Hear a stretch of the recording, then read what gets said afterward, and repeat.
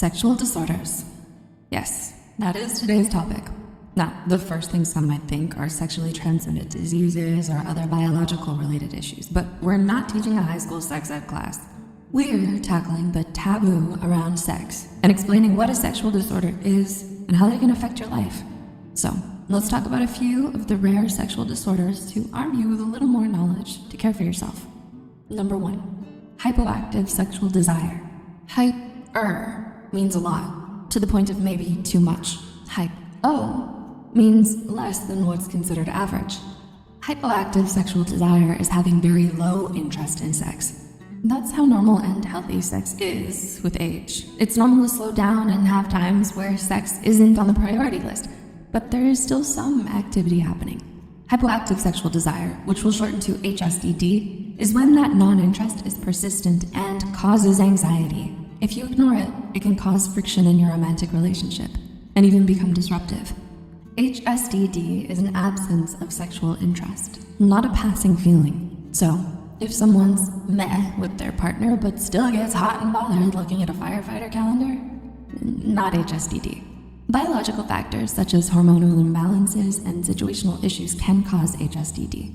But wait, the good news is that there is treatment. Talking to a healthcare professional can help figure out what next steps need to be taken. Number 2, post-orgasmic illness syndrome.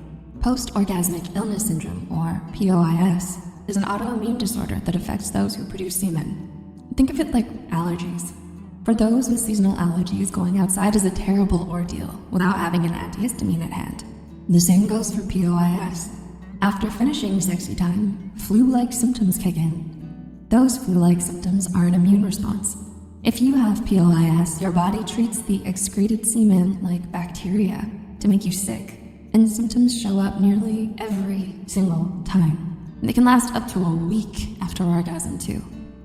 Unfortunately, there isn't a cure for POIS. However, you can manage the symptoms by cleaning up the area after sexy time is over. Upon doctor approval, intake of appropriate symptom-dampening medications may also be an appropriate treatment. Number 3, sexual aversion disorder. Sexual aversion disorder, or SAD, is similar to HSDD, but it's more extreme. SAD has 6 subtypes, and based on the cause, it can be mild or severe. So, while HSDD is meh to have sex, sexual aversion disorder turns that meh into active fear of sex. This fear manifests as constant rejection and active avoidance of all sexual contact with their partner. As bad as that sounds, since it's a form of HSDD, the same treatments can apply. Number 4, coital cephalgia. You know what's normal to be felt after an orgasm? Good things. Relaxation, warmth, sometimes lightness. That thing called the afterglow. No, it's not normal? A migraine. Unfortunately, coital cephalgia is just that. An orgasm so strong it gives you a migraine. Not something to celebrate. As strange as it sounds, sex causes stress. But it's not the kind of stress you're thinking about. The kind that comes from spending too much time at the office. When you orgasm, there's a massive amount of oxytocin and dopamine being released into your bloodstream. That is why it feels so good and can sometimes make you feel really intense emotions. However, post-coitus, your hormones lower, but their effect on your body does not diminish immediately. High levels of oxytocin, like the ones released during orgasm, can tighten your blood vessels and eventually increase the pressure in your head, thus giving you a headache. Typically, men experience coital cephalgia, but it can affect some women too. Although it's kind of scary because the head pain is pretty sudden, it's not fatal.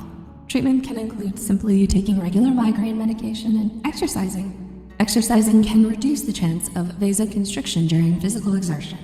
Number 5, retrograde ejaculation. No, it doesn't have anything to do with Mercury being in retrograde. Thankfully, we're done with that. But for those who do have retrograde ejaculation, it might feel like the planet Mercury might be at fault. Why? Because retrograde ejaculation means your semen flows in the wrong direction. Crazy, right? Gravity or the tide of the oceans having nothing to do with it. Simply put, the reason semen is flowing backwards is because of your sphincter. Your sphincter is a muscle located at the neck of your bladder. During coitus, it tightens to prevent your semen from mixing with other fluids. Kind of like traffic control. Under normal circumstances, it blocks flow in the bladder lane and allows the sperm to pass through the vas deferens, prostate, and urethra before exiting out of the penis. With the retroactive ejaculation, the sphincter goes on a break, and everything is left to sort itself out. The sperm flows where it wants and winds up at the bladder. The sphincter is on a perma-break, and those muscles don't close, so semen takes the path of least resistance up the neck of the bladder, which is shorter. Although it's not harmful and it doesn't affect your ability to feel pleasure, it can be awkward, especially if you and your partner are trying to conceive. If it has become a serious concern, reach out to your doctor to come up with a solution plan. Sex is a wonderful thing. It would do all of us a heap of good to know a little more about it, if for nothing else to recognize when our health is compromised. Bottom line, if you've got questions, medical professionals have many answers. So reach out and get to know more about this excellent aspect of life. We think it'd be super sexy if you touched our like button, by the way. Just saying.